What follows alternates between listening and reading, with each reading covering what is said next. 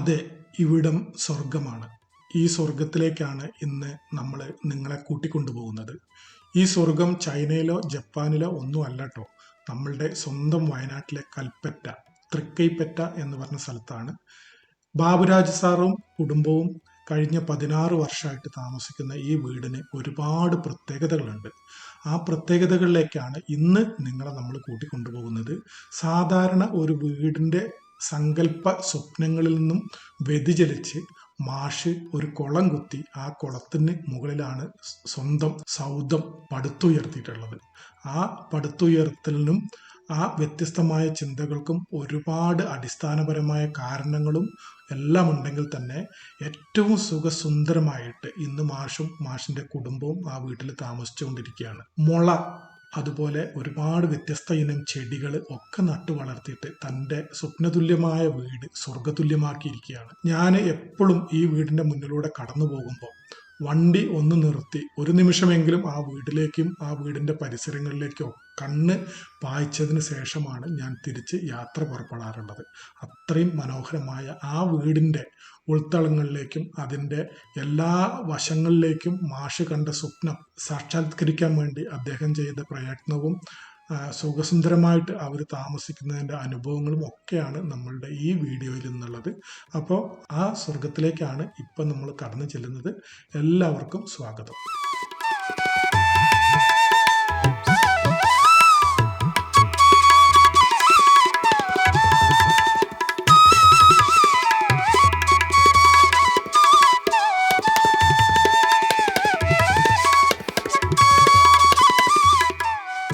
സുഹൃത്തുക്കൾ, അങ്ങനെ നമ്മൾ ബാബുരാജ് സാറിൻ്റെ വീട്ടിലെത്തിയിട്ടുണ്ട്. സാർ ഇവിടെ ഉണ്ട്, ഞാൻ വിളിച്ചു പറഞ്ഞിട്ടാണ് വന്നത്. അപ്പോൾ നമുക്ക് സാറിൻ്റെ വീട്ടിലെ കൂടുതൽ വിശേഷങ്ങൾ കാണാം. സാറേ നമസ്കാരം. നമസ്കാരം. നമ്മളെത്തിയിട്ടുണ്ട് കേട്ടോ. സുന്ദരല്ലേ? വീട്ടിലാരും ഇല്ലേ? ഇന്നാരുമില്ല. അപ്പോൾ നമുക്ക് സ്വസ്ഥമായിട്ട് ഷൂട്ട് ചെയ്യാം. എന്നാ പറ്റൂ സാറേ?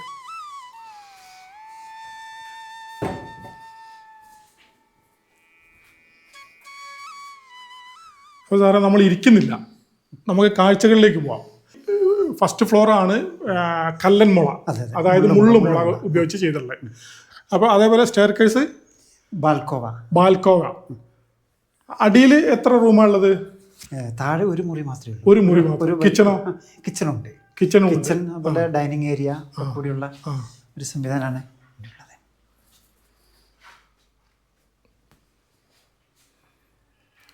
ഇവിടെയാണ് സാറിന്റെ ഇരിപ്പിടം. അതെ, നമുക്കൊരു ചെറിയ മീറ്റിംഗ്, വായന, മീറ്റിംഗ്, ഇതൊക്കെ അല്ലേ.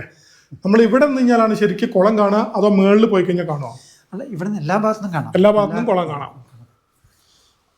ഓ, നല്ല പച്ചപ്പ്, അടിപൊളിയുണ്ടല്ലോ.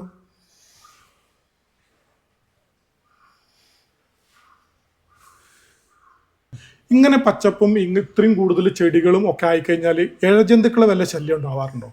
വാസ്തവത്തിലൊന്നുമില്ല. ഇഴജന്തുക്കൾ ഉണ്ടാവാൻ സാധ്യതയുണ്ട്. കാരണം വേനൽക്കാലത്ത് ഇത്തിരി പച്ചപ്പുള്ളിടത്തൊക്കെ അവർക്ക് തണുപ്പ് തേടി വരും. പക്ഷെ എനിക്ക് തോന്നുന്നു ഇവിടെ ഇതുവരെ ഞങ്ങൾ ഒരു 10-16 വർഷം ഞാൻ താമസിക്കാൻ തുടങ്ങിയിട്ട് ഇതുവരെ അത്തരത്തിലുള്ള ശല്യങ്ങളൊന്നും ഉണ്ടായിട്ടില്ല. ഒരു പ്രശ്നം ഉണ്ടായില്ല. അവര് നമ്മളെ കൂടെ ഉണ്ട്, പക്ഷെ നമ്മൾ കാണുന്നില്ല. രാത്രിയൊക്കെ ഞാൻ പുറത്തേക്ക് ഇറങ്ങുമ്പോൾ ഒന്ന് ശബ്ദമൊക്കെ ഉണ്ടാക്കിയിട്ട് പുറത്ത്. പക്ഷെ എനിക്കൊന്നും പാമ്പൊന്നും അങ്ങനെ ഉപദ്രവിക്കുന്ന ജീവിയല്ല. ഉണ്ടെങ്കിൽ തന്നെ കണ്ടിട്ടില്ല. അപ്പൊ ഇതിലിവിടെ കണ്ടമാനം പാമ്പ് ഐറ്റംസ് തന്നെയാണല്ലോ സാറേ. അതുപോലെ സാറേ, പിന്നെ നമ്മൾ ഇതിന്റെ ബ്രിക്ക് എന്താണ്? ഇത് സാധാരണ ഇഷ്ടിക തന്നെയാണ്. സാധാ ഇഷ്ടിക. അതില് സിമെന്റ് വെച്ചല്ലേ കെട്ടിയുള്ളത്? അതെ, ചെറിയ പ്രത്യേക രീതിയിൽ കെട്ടിയെന്നുള്ളൂ. കാരണം ഇതിന്റെ ചുമര് സാധാരണ കട്ട കെട്ടുന്ന പോലെ അല്ല ഇത് കെട്ടിയിരിക്കുന്നത്. കാരണം ഉള്ളിൽ ഹോളോ ആണ്. ഉള്ളില് ഹോളുണ്ട്. അത് ശരി. അപ്പൊ എയറിന്റെ ഒരു ഇത് ഉണ്ടാവും. പിന്നെ കുറച്ചും കൂടി എനിക്ക് തോന്നുന്നു കുറച്ചും കൂടി തണുപ്പ് നിൽക്കും അല്ലേ? അപ്പൊ ഇവിടെ എത്ര സെറ്റപ്പേ ഉള്ളൂ. ഇതാണ് നമ്മളെ കിച്ചൺ. ഇത് ശരിക്കും ഇതിന്റെ ഒരു പ്രത്യേകത എനിക്ക് തോന്നുന്നത്, ഇതിപ്പോ കുളമാണല്ലോ, കുളത്തിൽ നിന്നുള്ള ഇത് തണുപ്പ് മേലെ വരെ വ്യാപിക്കും. കാരണം ഇതൊരു ഹോളാണ്, മേലെ ടോപ്പ് വരെ. കുളത്തിൽ നിന്നുള്ള തണുപ്പ്, വെള്ളത്തിന്റെ തണുപ്പ് മേളിൽ വരെ കിട്ടും അല്ലേ? അപ്പൊ എല്ലാ മുറിയിലും ഒരു തണുപ്പ് നിലനിൽക്കാൻ വേണ്ടിയിട്ടാണ് അങ്ങനെ ചെയ്തിരിക്കുന്നത്. അത് ആ റൂഫ് മുളയാണല്ലോ അല്ലേ? അത് ഇവിടെ തന്നെ ഭംഗിയിൽ കാണാം. അതുകൊണ്ട് ചെയ്യുന്നതാണ്. അതേപോലെ ഇവിടെ ഒരു ചെറിയൊരു സ്റ്റെയർ ഉണ്ട്. ആ, കിച്ചൺ.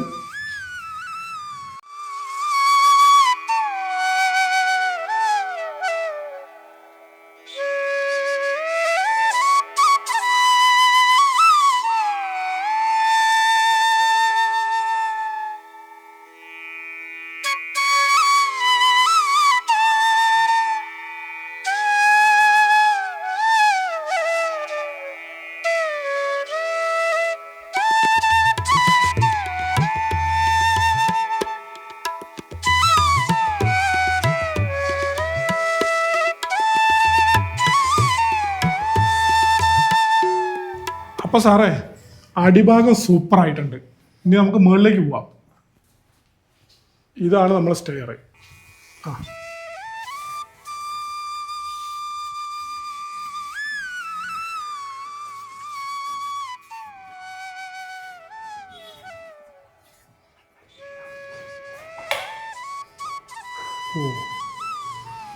മുകളിൽ സാറുടെ അലമാരി ബുക്ക് ഷെൽഫില്ലാണ്ട്.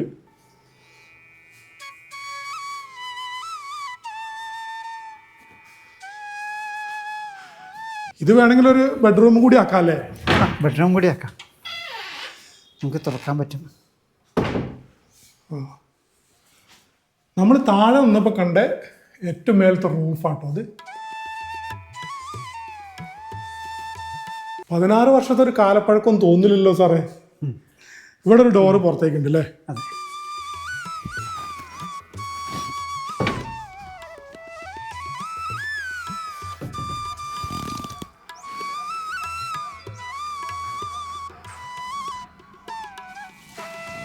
ഇത് മുള ശരിക്കും നമ്മളെ വീട്ടിലേക്ക് വന്ന് മുള വീട്ടിനോട് ചേർന്നു അല്ലേ? അതെ. ഇതിലതുപോലെ സാറേ മറ്റു മരങ്ങൾ എന്താ ഉപയോഗിച്ചുള്ളത്? ഇതിൽ മറ്റു മരങ്ങൾ എന്ന് പറഞ്ഞാൽ നമ്മളിപ്പോൾ ഈ ഇതൊക്കെ ഇല്ലേ, നമ്മളെ വാതിലുകളൊക്കെ, ഈ വാതിലിനും കട്ടിലേക്കൊക്കെയാണ് നമ്മൾ മറ്റു മരങ്ങൾ ഉപയോഗിക്കേണ്ടി വന്നത്. അത് വാസത്തിലെ വലിയ പ്രശ്നമായെന്ന് എനിക്ക് തോന്നുന്നത്. കാരണം ഇപ്പോഴുള്ള പുതിയ ഷീറ്റുകൾ, നമ്മൾ വാങ്ങാൻ കിട്ടുന്ന ഷീറ്റുകളൊക്കെ വളരെ പെട്ടെന്ന് തന്നെ ദ്രവിച്ചു പോകുന്നൊരവസ്ഥയാണ് ഉണ്ടാകുന്നത്. അത് മൂപ്പില്ലാത്ത മരങ്ങളൊക്കെ വെച്ചിട്ടാണ് അവരത് ഉണ്ടാക്കുന്നത്. അപ്പം നമുക്ക് വാസ്തവത്തിൽ മുള കൊണ്ട് തന്നെ നമുക്ക് അതിൽ ഉണ്ടാക്കാവുന്നേ ഉള്ളൂ. ഞാൻ ഉണ്ടാക്കിയിട്ടുണ്ട്, അന്നേ ഉണ്ടാക്കിയിട്ടുണ്ട്. പക്ഷേ അതുപോലെ ഇവിടെ ഒരു ഓപ്പണിംഗ് ഉണ്ട്, ജനലെല്ലാം വെച്ചുള്ള. ഈ സൈഡിലുള്ള ഗാർഡനും മുള ഗാർഡൻ, ബാംബു ഗാർഡൻ ഇവിടുന്ന് കൃത്യമായിട്ട് കാണാം കേട്ടോ, അടിപൊളിയായിട്ട്.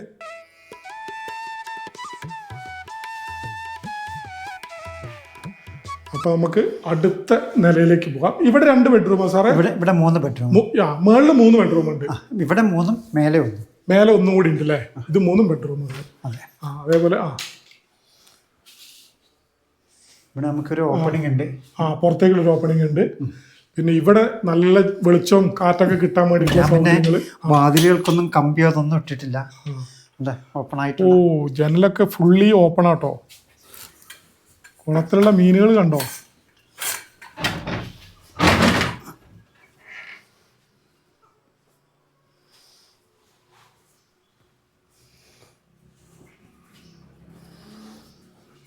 ഇങ്ങനെ വന്നു കഴിഞ്ഞാൽ ഇവിടെ ഒരു ഓപ്പൺ പുറത്തേക്കുണ്ട്. ബോഗൺവില്ലെല്ലാം വെച്ചിട്ട് അടിപൊളിയാക്കിയിട്ടുണ്ട്. ഈ വീടിൻ്റെ ഒരു ഷേപ്പ് നമുക്ക് അറിയണമെങ്കിൽ ഇവിടെ കണ്ടാൽ മതി. വാട്ടർ ടാങ്ക് എല്ലാം മുകളിലാണുള്ളത്. വാട്ടർ ടാങ്ക് മാത്രമല്ല, പക്ഷിക്കൂടും കൂടിയാണെന്ന് തോന്നുന്നു അടിയിലൊക്കെ. സൂപ്പറായിട്ടുണ്ട്.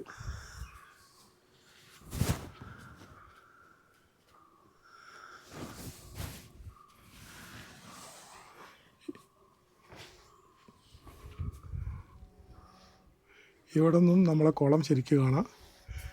ഇത് ശരിക്കും ഒരു ഓപ്പൺ ഏരിയ. വൈകുന്നേരങ്ങളിലൊക്കെ അല്ലേ, കാറ്റൊക്കെ കൊണ്ട് ഇങ്ങനെ വന്നിരിക്കാൻ പറ്റിയ ഒരു ഓപ്പൺ ഏരിയ. ഇതും അത്യാവശ്യം സ്പേസ് ഉണ്ട് കേട്ടോ സാറേ അല്ലേ? ഒരു 10-30 പേർക്കുള്ള ഒരു ചെറിയ മീറ്റിംഗ് ഒക്കെ സുഖമായിട്ട് നടത്തിക്കൂടെ? 10-20 പേർക്കുള്ള മീറ്റിംഗ് ഒക്കെ സുഖമായിട്ട് ഇവിടെ തന്നെ നടത്താം ഓപ്പൺ ആയിട്ട്. പിന്നെ നമ്മളെ മലയൊക്കെ പുറകിലേക്കുള്ളത് കാണാം.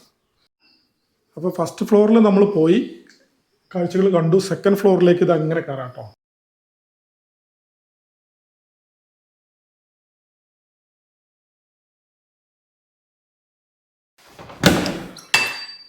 സെക്കൻഡ് ഫ്ലോറിലേക്ക് നമ്മൾ ചെല്ലുമ്പോൾ നല്ലൊരു പെയിൻറ്റിങ് ഉണ്ട് ഇവിടെ. അടിപൊളിയൊരു പെയിൻറ്റിങ്.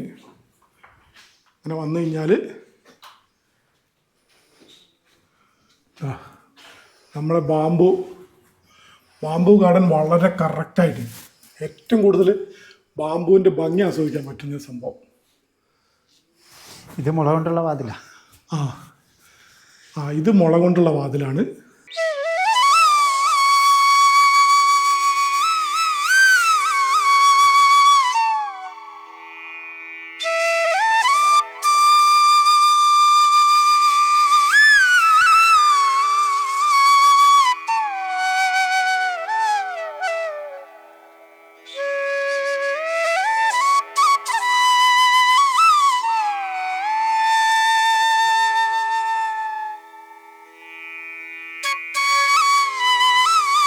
അപ്പോൾ സാറേ നമ്മൾ സെക്കൻഡ് ഫ്ലോറിലെത്തി.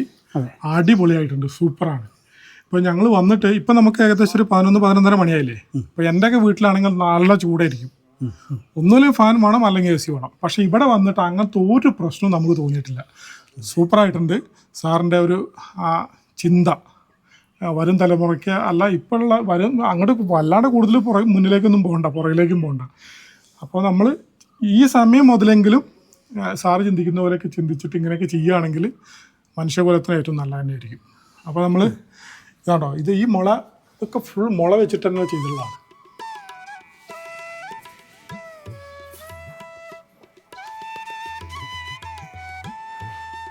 ഇവിടെയൊക്കെ ചിത്രങ്ങൾ ചെയ്തിട്ടുണ്ട്.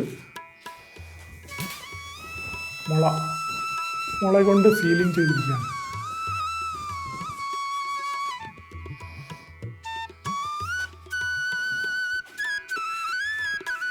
ഇവിടെ ഒരു ബെഡ്റൂം ഉണ്ട്.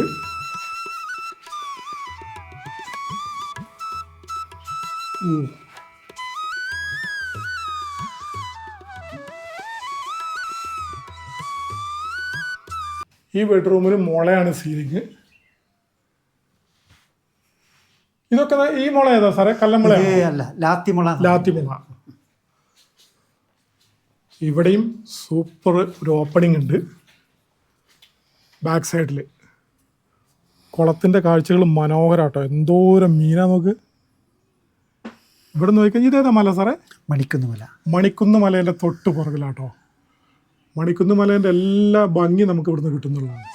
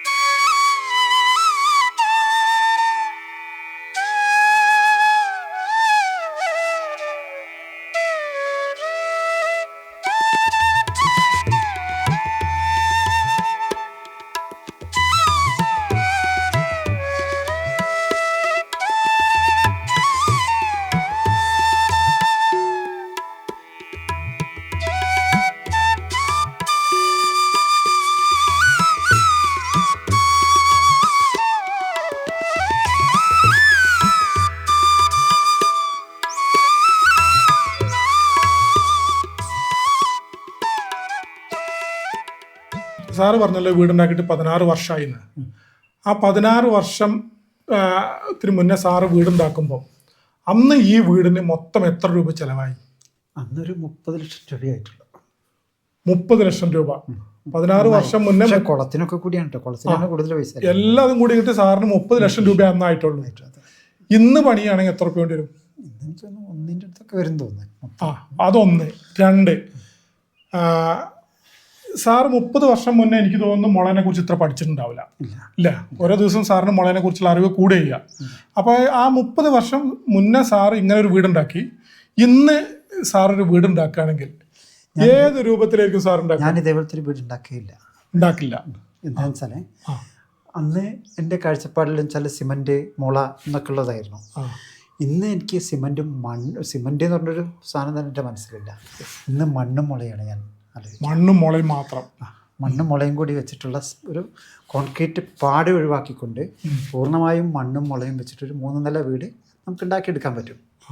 അപ്പോൾ അത്തരത്തിലുള്ള അതൊരു കോമ്പിനേഷനാണ്. കാരണം ഒരിക്കലും പരിസ്ഥിതി അല്ലെങ്കിൽ പ്രകൃതിക്ക് വിരുദ്ധമല്ലാത്ത ഒന്നാണ് മണ്ണും മുളയും. അപ്പോൾ ഇവ തമ്മിലുള്ളൊരു കോമ്പിനേഷൻ, അതാണ് എനിക്ക് തോന്നുന്നു ഇനിയുള്ള കാലത്തിൻ്റെ മെറ്റീരിയലായിട്ട് മാറേണ്ടത് മണ്ണും മുളയാണ്. അപ്പോൾ അങ്ങനെ ഒരു വീടേ ഞാൻ ഉണ്ടാക്കുള്ളൂ. അങ്ങനെ ഒരു വീട് ഉണ്ടാക്കുള്ളൂ, ഇങ്ങനൊരു വീട് ഉണ്ടാക്കൂല. സാധാരണ എല്ലാ ഗതിയിലും ആളുകൾ ചിലപ്പോൾ തിരിച്ചാ പറയുക, ഞാൻ അന്നുണ്ടാക്കിയത് ഓക്കെ അന്നുണ്ടാക്കി അതേപോലെ തന്നെ ഇനി ഉണ്ടാക്കുന്ന പറയാം. പക്ഷെ സാർ ഇപ്പോൾ പറഞ്ഞത് സിമൻ്റ് ഒഴിവാക്കിക്കൊണ്ട്, കോൺക്രീറ്റ് എന്നുള്ള ആ സംഭവം ഒഴിവാക്കിക്കൊണ്ട് മണ്ണ് മുള, അത് നമ്മളെല്ലാവരും മണ്ണിൽ ശരിക്കും പറയുമ്പോൾ ബൈബിളിൽ പറഞ്ഞ പോലെ മണ്ണെന്നാണ് വന്നിട്ടുള്ള മണ്ണിലേക്ക് തന്നെ പോകും. അപ്പോൾ അതുകൊണ്ട് ആ മണ്ണിൽ തന്നെ ഉണ്ടാകുന്ന ഏറ്റവും നല്ല സസ്യങ്ങളിൽ ഒന്നാണ് മുള. മുളനെ കുറിച്ചൊക്കെ നമ്മൾ ഇഷ്ടം പോലെ വീഡിയോ ചെയ്യുന്നുണ്ട്, താഴെ ലിങ്ക് ഇടാം, ഒന്ന് പോയി കാണണം.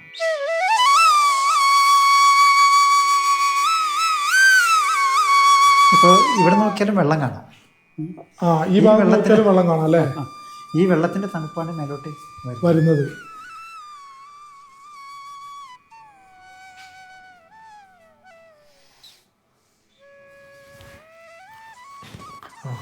ഇറങ്ങാം സാറേ.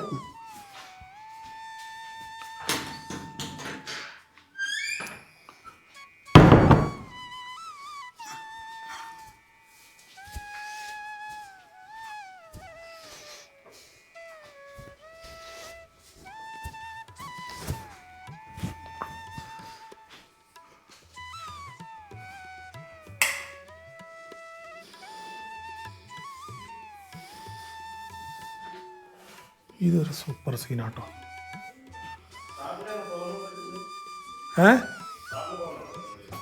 എൻ്റെ ഫോണാണ് പുറത്തുള്ളതായിരിക്കും.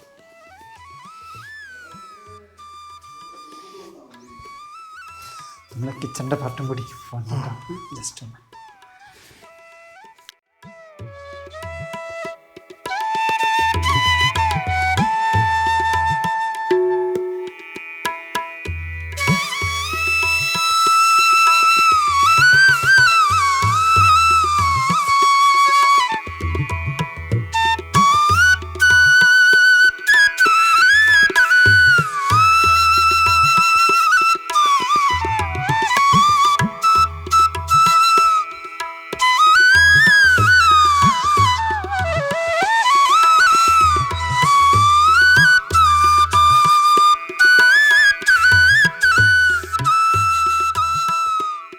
കിച്ചൺ മറ്റൊരു ഭാഗമാണല്ലേ?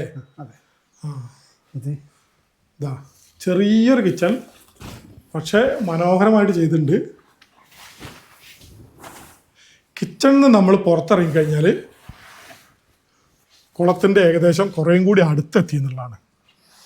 ഇവിടെ നിന്നാണ് മീൻ പിടിക്കണമെങ്കിൽ പിടിക്കാനുള്ള, ഇവിടെ ചൂണ്ടിട്ടിട്ട് മീൻ പിടിക്കുക, അവിടെ കൊണ്ടുപോയിട്ട് പൊരിച്ചടിക്കുക.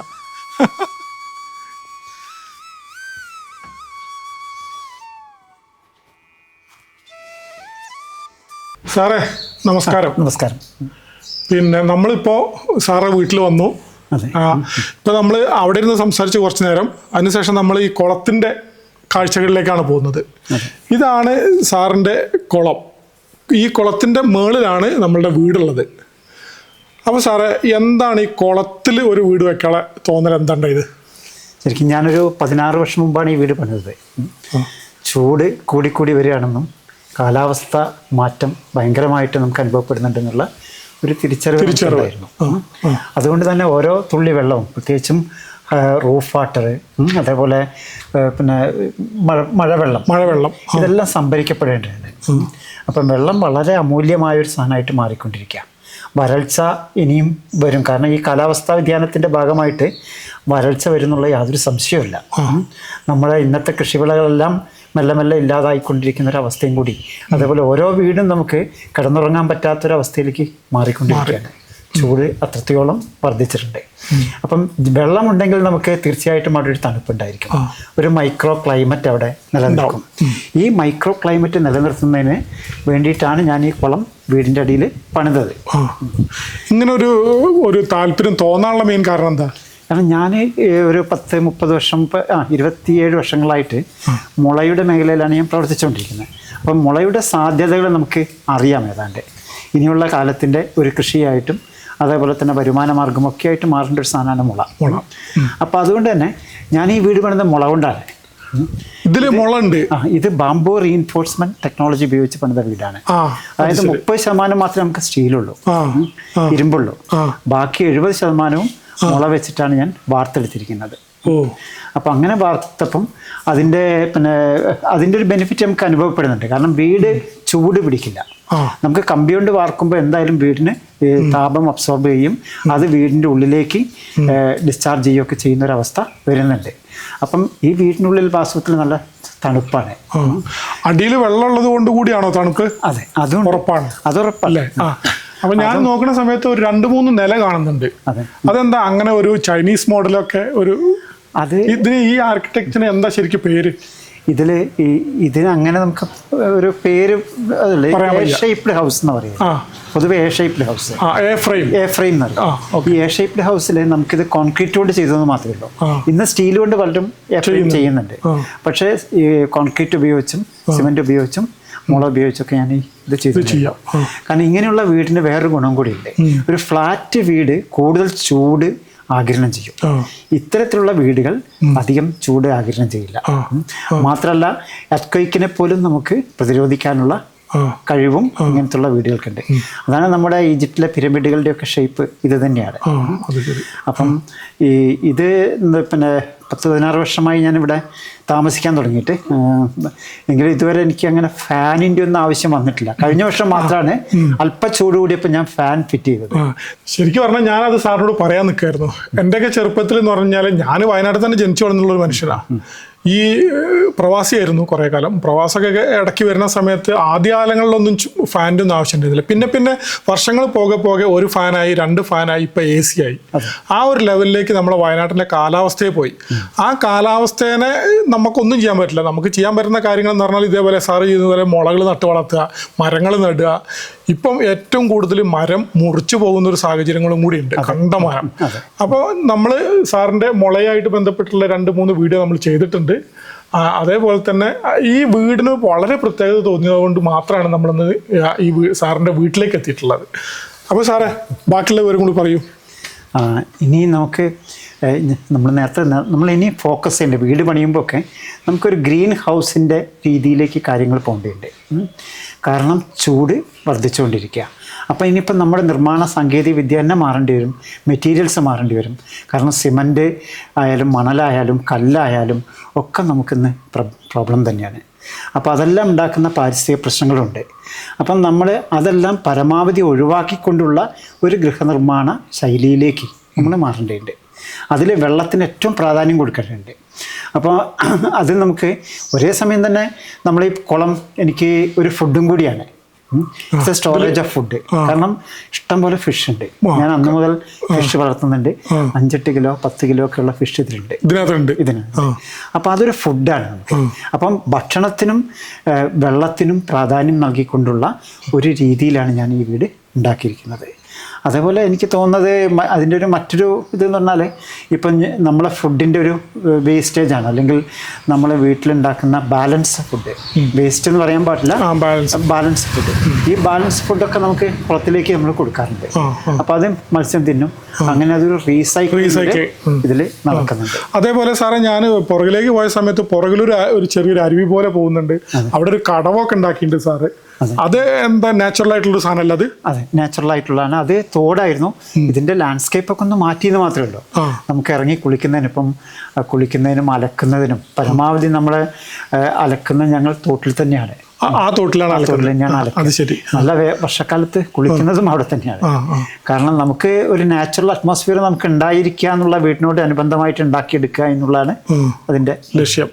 ഇത് ഈ കുളം എന്ന് പറയുന്നത് ഇങ്ങനെ കുളമായിട്ടുണ്ടായിരുന്നോ അതോ താഴ്ന്ന പ്രദേശമായിരുന്നോ അതോ മാഷ് കുളമായിട്ട് കുത്തിയതാണോ? അല്ല, ഇത് കുളമായിട്ട് കുത്തിയത് തന്നെയാണ്. കാരണം ഇതൊരു വയലിന്റെ സ്റ്റാറ്റസിലുള്ള സ്ഥലമായിരുന്നു. ഞാൻ വാങ്ങിയപ്പോൾ അത് അറിഞ്ഞിരുന്നില്ല, പിന്നീടാണ് അറിയുന്നത്. അപ്പം നമ്മളത് ഈ മണ്ണിട്ട് നികത്തുന്നതിന് വേണ്ടിയിട്ടുള്ള പെർമിഷൻ നമ്മളെടുത്തു. പക്ഷേ മണ്ണിട്ട് നികത്താൻ നമുക്ക് തോന്നിയില്ല. അതിന് പകരം ഞാൻ JCB വെച്ച് മണ്ണ് കുഴിച്ചൊരു കുളം, മണ്ണ് എല്ലാവരും ഇടുമ്പം സാറ് മണ്ണ് അവിടെ നിന്ന് മാറ്റി ഒരു കുളമാക്കി മാറ്റി ചെയ്തത്. അതുകൊണ്ട് തന്നെ അതിൻ്റെ ബെനിഫിറ്റ് എനിക്കുണ്ടെന്ന് തോന്നുന്നു. കാരണം ഒന്ന് ഈ ചൂടിനെ തന്നെയാണ്. കാരണം നമുക്ക് വീട് ശരിക്കും ശാന്തമായിട്ട് ഉറങ്ങാനുള്ളതാണ്.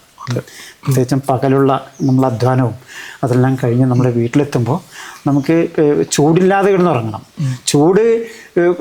ചൂടുണ്ടെങ്കിൽ തണുപ്പാണെങ്കിൽ നമുക്ക് പ്രശ്നമൊന്നുമില്ല. നമുക്ക് എന്താണെന്ന് വെച്ചാൽ കമ്പിളി വെച്ചൊക്കെ നമുക്ക് തണുപ്പിനെ പ്രതിരോധിക്കാൻ കഴിയും, നല്ല സ്വെറ്ററൊക്കെ ഇട്ടാൽ മതി. പക്ഷേ ചൂടിനെ നമ്മൾ എങ്ങനെ പ്രതിരോധിക്കും? ഇപ്പോൾ AC നമുക്കുണ്ടെന്ന് പറയുന്നത്, ഫാൻ ഉണ്ടെന്ന് പറയുന്നത്, ഇതൊക്കെ നമുക്ക് ഫാൻ ഒരു രാത്രി മുഴുവൻ ഇട്ട് കഴിഞ്ഞിട്ടുണ്ടെങ്കിൽ നമുക്ക് ഭയങ്കര ക്ഷീണമായിരിക്കും. അതിൻ്റെ ആ വായു ഇതിൻ്റെ ഒരു പ്രശ്നം നമ്മൾ നേരിടും. അതേപോലെ AC ഇനി നമുക്ക് ഒരു 10 വർഷം 20 വർഷം കഴിയുമ്പോൾ AC പോലും അപ്രാപ്യമാവുന്ന ഒരു അവസ്ഥയിലേക്ക് കാര്യങ്ങൾ പോകും. കാരണം കറണ്ട് ഉണ്ടാവില്ല, ഡാമുകളൊക്കെ വറ്റാൻ തുടങ്ങാതെ. ഇത് ഇവിടുത്തെ മാത്രമല്ല, പല ഏരിയയിൽ ഇപ്പം കാനഡയിലും അമേരിക്കയിലൊക്കെ പല സ്ഥലങ്ങളിലും വലിയ ഡാമുകളെല്ലാം വറ്റി അവിടെയുള്ള വലിയ ഫാമുകളിലുള്ള പശുക്കളെല്ലാം വരൾച്ചുകൊണ്ട് ചത്തുപോകുന്നൊരവസ്ഥയാണ്. ഇത് നമുക്കിവിടെയും സംഭവിക്കാം, ഒരു സംശയമില്ല. പക്ഷെ നമ്മളിപ്പോഴേ മുൻകരുതലും അതിൻ്റെ ഒപ്പം തന്നെ അതിന് ജാഗരൂകമാകുന്നല്ലോ. നമുക്ക് എങ്ങനെയാണോ നമുക്ക് ഈ പരിസ്ഥിതിയെ സംരക്ഷിക്കുക, അല്ലെങ്കിൽ ഇതിൻ്റെ ചൂട് കുറയ്ക്കുക, ഇതിനുള്ള മെത്തേഡുകൾ നമ്മൾ സ്വീകരിക്കണം എന്നുള്ളതാണ്. സാറേ, അതുപോലെ തന്നെ നമ്മൾ ഈ വീടിന് സാറിത് പണിയുമ്പം ഒരു എഞ്ചിനീയറെ സഹായം തേടിയിട്ടുണ്ടോ? തീർച്ചയായിട്ടും ഉണ്ട്. എൻ്റെ ഒരു സുഹൃത്തായിട്ടുള്ള അനീഷാണ് ഈ വീട് ഡിസൈൻ ചെയ്തതെന്നും അദ്ദേഹം സിവിൽ എഞ്ചിനീയറാണ്. അദ്ദേഹത്തിൻ്റെ മേൽനോട്ടത്തിൽ, പ്രത്യേകിച്ചും ആ സമയത്ത് ഡൽഹിയിൽ വെച്ച് നടന്ന 2004 ഒരു വർക്ക്ഷോപ്പ് ഉണ്ടായിരുന്നു, ഒരു ബാംബു റീഇൻഫോഴ്സ്മെൻറ്റ് വർക്ക്ഷോപ്പ്. ആ വർക്ക്ഷോപ്പിലാണ് ഈ അനീഷ് പങ്കെടുക്കുകയും അതിൻ്റെ ഒരു ആവേശത്തിലും കൂടിയാണ് ഈ വീട് ഞങ്ങൾ പണിതത്. ഇത് 16 വർഷങ്ങൾക്ക് മുന്നേ. അതെ. അന്ന് മുള വെച്ച് വീട് നിർമ്മിക്കുക എന്നുള്ളത് അന്ന് ഒരു പുതിയ രീതിയിലേക്ക് വന്നുകൊണ്ടിരിക്കുന്ന ഒരു കാലം കൂടിയായിരുന്നു. ഇന്ന് അങ്ങനെയല്ല, ഇന്ന് മാറിയിരിക്കുന്നു. ഇന്നിപ്പോൾ ഏറ്റവും മനോഹരമായ കോടികൾ വിലമതിക്കുന്ന വീടുകളാണെന്ന് മുള കൊണ്ടുണ്ടാക്കുന്നത്. അതിൻ്റെ എല്ലാ തരത്തിലുള്ള ഇതോട് കൂടിയിട്ടും ഭംഗിയോടും കൂടി നിർമ്മിക്കുന്ന, ഭയങ്കര എസ്തറ്റിക്കായിട്ട് നിർമ്മിക്കുന്ന വീടുകൾ ഇന്ന് മുള കൊണ്ടുണ്ട്. അപ്പം നമുക്ക് ഈ മുളയെ ഇൻറ്റീരിയറായിട്ട് ഉപയോഗിക്കാം, എക്സ്റ്റീരിയറായിട്ട് ഉപയോഗിക്കാം, അതേപോലെ തന്നെ റീഇൻഫോഴ്സ്മെൻ്റ് ആയിട്ട് ഉപയോഗിക്കാം. ഇങ്ങനെ പല മേഖലയിലും മുളയെ ഉപയോഗിച്ചുകൊണ്ടുള്ള ഒരു നിർമ്മാണ രീതി ഇന്ന് ഡെവലപ്പ് ചെയ്തിട്ടുണ്ട്. അതുപോലെ തന്നെ സാറ് ഇതിൽ മുള ഉപയോഗിച്ചു എന്ന് പറഞ്ഞു. മുള സാറ് വാങ്ങിച്ചിട്ട് അതിൻ്റെ എന്തെങ്കിലും പ്രോസസ്സിങ് ചെയ്തതിന് ശേഷമാണോ, ട്രീറ്റൊക്കെ ചെയ്തതിന് ശേഷമാണോ നമ്മൾ ഈ മുള ഇതിൽ ഉപയോഗിച്ചിട്ടുള്ളത്? അത് തന്നെയല്ല, ഏത് മുള, കല്ലൻ മുള, ഒരുപാട് മുള ഐറ്റംസ് ഉണ്ട്, സാറിന് അന്ന് ക്ലാസ്സിൽ പറഞ്ഞിരുന്നു. അതിലേത് മുളയാണ് ഈ വീടിന് ഏറ്റവും കൂടുതൽ ഉപയോഗിച്ചിട്ടുള്ളത്? ഞാൻ ഉപയോഗിച്ചിരിക്കുന്നത് ഇപ്പം നമുക്ക് വയനാട്ടിൽ തന്നെ കാണുന്ന മുള്ളുമുള വളരെ ശക്തിയുള്ളതാണ്. നിർമ്മാണത്തിന് ഏറ്റവും ബെസ്റ്റ് മുളയാണ് ബാംബൂസ് എന്ന് പറയുന്ന നമ്മളെ മുള്ളുമുള. പക്ഷെ അത് നമുക്ക് വെട്ടിയെടുത്ത് ഇത് ചെയ്യുമ്പോഴേക്കും നമുക്ക് ഭയങ്കരമായ സാമ്പത്തിക പ്രശ്നങ്ങളൊക്കെ വരും. അപ്പം നമ്മൾ മുള്ളില്ലാത്ത മുളകൾ കുറേ ഉപയോഗിച്ചിട്ടുണ്ട്. അപ്പം ഈ ഏറ്റവും താഴെ നില ഞാൻ ഉപയോഗിച്ചിരിക്കുന്ന ഈ മുള്ളുമുള ഉപയോഗിച്ചുകൊണ്ടാണ്. അത് അലകുകളാക്കി മാറ്റി ഇട്ടാണ് നമ്മൾ കോൺക്രീറ്റ് ചെയ്തിരിക്കുന്നത്. അതിൻ്റെ തൊട്ട് മേലെ നമ്മൾ സ്റ്റോക്സി എന്ന മുളയാണ് ഉപയോഗിച്ചിരിക്കുന്നത്.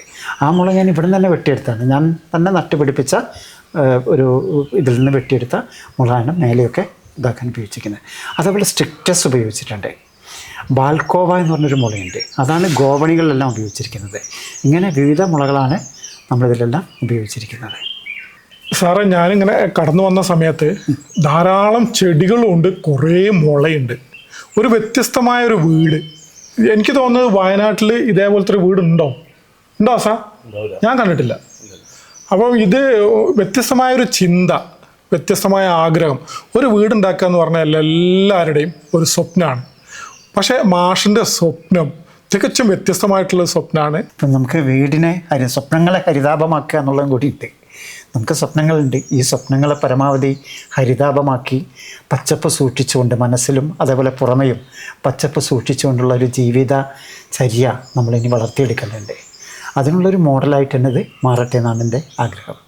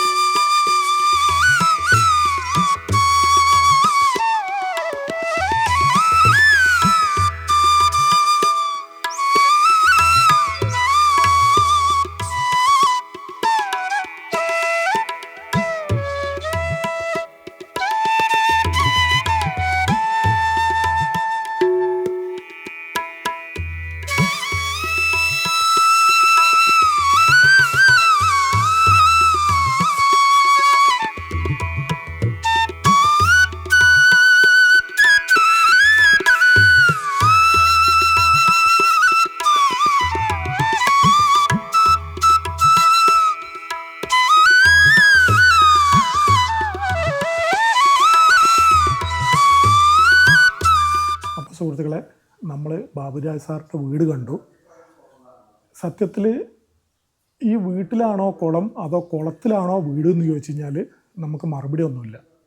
ഇതെല്ലാം കൂടിയും ഇഴുകി ചേർന്ന് കിടക്കുന്ന മുള, ഈറ്റ, അതുപോലെ ഏലച്ചെടികൾ, പൂക്കളുള്ള ചെടികൾ എല്ലാം നിറഞ്ഞു നിൽക്കുന്ന അതിമനോഹരമായ ഒരു വീടാണ് ബാബു സാറിൻ്റെത്. ഇഷ്ടം പോലെ മീനൊക്കെ ഉള്ള ഒരു കുളം അല്ലേ. കുളത്തിലെ കാഴ്ചകൾ തീരുന്നില്ല എന്നുള്ളതാണ് സത്യം. ഈ കുളത്തിൻ്റെ മുകളിലാണ് ഈ വീട് മുഴുവനുള്ളത്. സുഹൃത്തുക്കളെ, അപ്പോൾ നമ്മൾ മുള കൊണ്ട് നിർമ്മിച്ച, കുറച്ചെങ്കിലും മുള ഇഷ്ടപ്പെടാത്തവരായിട്ട് ആരും ഉണ്ടാവില്ല, മുള കൊണ്ട് നിർമ്മിച്ച ബാബു സാറിൻ്റെ വീട് കണ്ടു കഴിഞ്ഞു. 3 ഫ്ലോർ അടിപൊളിയായിട്ട് ചെയ്തിട്ടുണ്ട്. 16 വർഷങ്ങൾക്ക് മുന്നേ ചെയ്ത വീട് ഇന്നും തനിമയോടുകൂടി തന്നെ നിൽക്കുകയാണ്. മാഷേ, അപ്പം വളരെ നന്ദി നമ്മളുടെ പ്രേക്ഷകർക്ക് ഇങ്ങനത്തെ ഒരു വീട് കാണാൻ കഴിഞ്ഞതിൽ. അതേപോലെ നിങ്ങളോട് എനിക്ക് പറയാനുള്ളൊരു കാര്യം, മുളയായിട്ട് ബന്ധപ്പെട്ടിട്ട് നിങ്ങൾക്ക് എന്തെങ്കിലും സംശയങ്ങളോ ആഗ്രഹങ്ങളോ താല്പര്യങ്ങളോ ഒക്കെ ഉണ്ടെങ്കിൽ, അതേപോലെ മുളയിലെ തൈകൾ സാറിൻ്റെ ഒരു നഴ്സറി നമ്മൾ ഷൂട്ട് ചെയ്തിട്ടുണ്ട്, അതിൻ്റെ ലിങ്ക് താഴെടാം. ഏത് തരം മുള വേണമെങ്കിലും ആ സാറിൻ്റെ അടുത്ത് കളക്ഷൻ ഉണ്ട്. നിങ്ങൾ കുറച്ച് ദിവസം മുന്നേ പറയുകയാണെങ്കിൽ അത് പോസ്റ്റിലെത്തിക്കാനുള്ള സംവിധാനം അല്ലേ, കൊറിയർ ചെയ്യാനുള്ള സംവിധാനമുണ്ട്. അതേപോലെ വയനാട്ടിലാണ്, തൃക്കൈപ്പറ്റ എന്ന് പറഞ്ഞ സ്ഥലമാണ് ഉറവ്. വയനാട്ടിലെ ഉറവ് എന്ന് പറഞ്ഞാൽ എല്ലാവർക്കും അറിയും. അതിൻ്റെ തൊട്ടടുത്താണ്, അതിൻ്റെ ഫൗണ്ടറിൽ ഒരാളും കൂടിയാണ് നമ്മളുടെ ബാബുരാജ് സാറ്. അപ്പോൾ നിങ്ങൾക്ക് മുളയായിട്ട് ബന്ധപ്പെട്ടുള്ള A to Z കാര്യങ്ങൾ ബാബു സാറിൻ്റെ അടുത്ത് കിട്ടുന്നതായിരിക്കും. അപ്പോൾ ആർക്കെങ്കിലും അത് വേണമെന്നുണ്ടെങ്കിൽ നിർബന്ധമായിട്ടും അടിയിൽ കമൻറ്റ് ചെയ്യുകയാണെങ്കിൽ നിങ്ങൾക്ക് ബന്ധപ്പെട്ട് തരാം. സാറേ, ഒറ്റൊരു ചോദ്യം കൂടി, ഭാവി പരിപാടികൾ എന്താണ് സാറ് പ്ലാൻ ചെയ്യുന്നത്? ഇപ്പം ഞാൻ വാസ്തവത്തിൽ മുള കൊണ്ടുള്ള ഒരു ഇൻസ്റ്റിറ്റ്യൂട്ടാണ് ഞാൻ ആലോചിച്ചുകൊണ്ടിരിക്കുന്നത്. ഒരു bamboo institute, global bamboo institute എന്ന പേരിൽ ഞാനൊരു ഇത് രജിസ്റ്റർ ചെയ്തിട്ടുണ്ട്. 2 വർഷം മുമ്പ് രജിസ്റ്റർ ചെയ്താണ്. അതിനുവേണ്ടി കുറച്ച് സ്ഥലങ്ങളൊക്കെ നമ്മൾ വാങ്ങി ഒരു ക്യാമ്പസ്, ഒരു ബാംബു ക്യാമ്പസ് ഉണ്ടാക്കിയെടുക്കുകയാണ് ചെയ്യുന്നത്. അതിൽ ഈ മുളയെക്കുറിച്ച് പഠിപ്പിക്കുന്നതിനും അതിൻ്റെ ബാംബുവിൻ്റെ ആർക്കിടെക്ചറായിട്ടുള്ള കാര്യങ്ങൾ, അതേപോലെ കാർപ്പൻട്രി ആയിട്ട് ബന്ധപ്പെട്ട കാര്യങ്ങൾ, പിന്നെ ബാസ്ക്കറ്റുമായിട്ട് ബന്ധപ്പെട്ട കാര്യങ്ങൾ, അതിൻ്റെ കൃഷിയുമായിട്ട് ബന്ധപ്പെട്ട അഗ്രോണമി, അതുമായിട്ട് ബന്ധപ്പെട്ട കാര്യങ്ങളെല്ലാം പഠിപ്പിക്കുന്ന ഒരു സ്ഥാപനമാണ് ഞാൻ ഉദ്ദേശിക്കുന്നത്. നമ്മൾ ഇനി അടുത്ത വീഡിയോ ചെയ്യാൻ വേണ്ടി വരുന്നത് എവിടെ അറിയോ? ബാബു സാറിൻ്റെ നഴ്സറി നമ്മൾ കഴിഞ്ഞു. ബാബു സാറിൻ്റെ യൂണിവേഴ്സിറ്റിയിലാണ് നമ്മൾ വരിക. ഓക്കെ, അങ്ങനെ ഒരു സാധ്യത മുന്നിൽ കാണുന്നുണ്ട്. അതിന് എല്ലാവിധ ഭാവുകങ്ങളും ആശംസകളും നേരെയാണ്. അപ്പോൾ അടുത്തൊരു വീഡിയോ ആയിട്ട് വരുന്നവരെ നന്ദി, നമസ്കാരം.